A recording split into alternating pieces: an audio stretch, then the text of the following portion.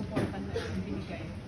Actually, last day, hapon pa kami nag-talk. At yung mga impress na ako masyado dun sa mga advance na kila RD Floor.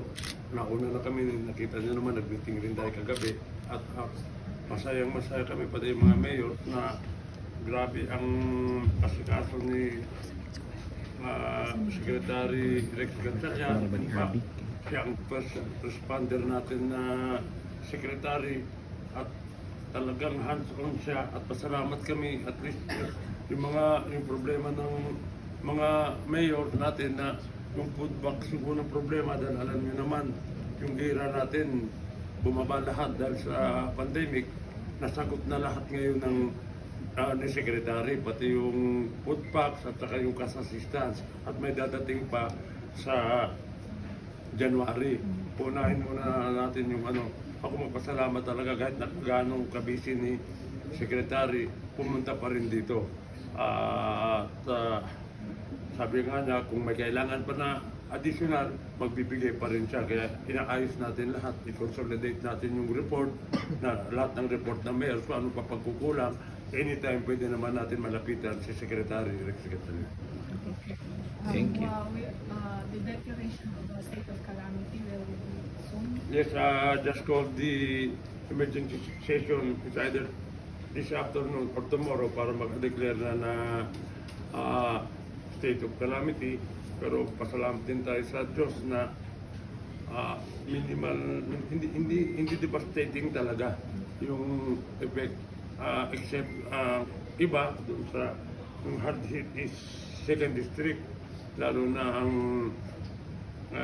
hinatuan. Pero so far, maswerte pa rin tayo. Siguro divine intervention na yan na ganun kalakas, pero yung damage natin hindi ganun kalaki, hindi kamukha ng ibang provinces, yung Surigao City, yung grabe talaga, wasak lahat. Pero tayo, medyo manageable. At with the help of Secretary Gonzalez, lalo na kanina, tumawag pa sa kanya si President BBM. Magpasalamat din ako kay President BBM na concerned siya. Talagang pinapunta niya rito sa Secretary. Nag-usap sila kanina.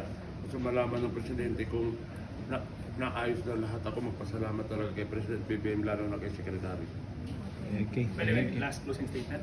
Sa ngalan ho ng ating Pangulo, Ferdinand Marcos Jr., si Gov, talaga nakatutok ang ating Pangulo dito sa kalamidad na nangyari sa Surigao del Sur. At hindi natin hahayaan na mabitawan rin natin yung ongoing efforts natin sa Sarangani, pati na rin sa Northern Samar. Sabay-sabay man to, ang instruction ng ating Pangulo, sabay-sabay rin ang response namin. And sabi ko rin nga kay Governor, bukas magkikita kami ng Pangulo dahil may sectoral cabinet meeting kami.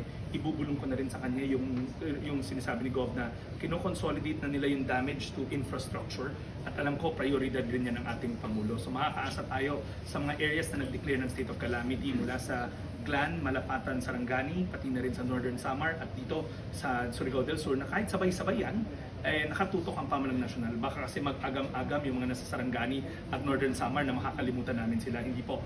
We are all in our radar screen and we will make sure na nagre-respond tayo at nakahanda rin kami sa early recovery dahil yan ang utos ng ating Pangulo. Thank you po, Secretary. Last thing na lang po, mensahe pa natin sa mga, lalo na sa mga constituents natin kasi trauma, tsaka takot yung nararamdaman nila. Assurance po from the government. Rest assured sa mga Surigao nun, yaon ng Presidente, yaon sa Secretary, yaon ng National Government o Provincial Government, mga Municipal LGU, yaon kami ready na mutabang sa ila. Pero nako lang, alerto gihapon kita kay matod pa ng Pilbok. Ini na ang pinakakusog na kuan, pasalamat lang kita gikan sa dagat ang trend. Kaya kung inland ini na earthquake, hurot na kita. So, kung padayon kita ng alert kay sa inipan niya hitabo na 500 aftershock, puro makusog, may 6.0, may 5.8. Kung di lang sila matarantar kay hamok pa ko nung ini na mo abot na aftershock ng mga makusog. Maybe it will take months.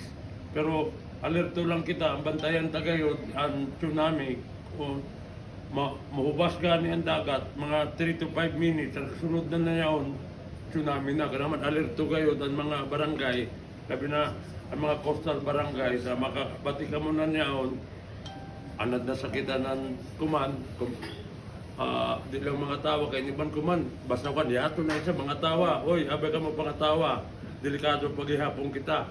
So alerto paghihapon, salamat sa tanan mga responder ta. Thank you so much.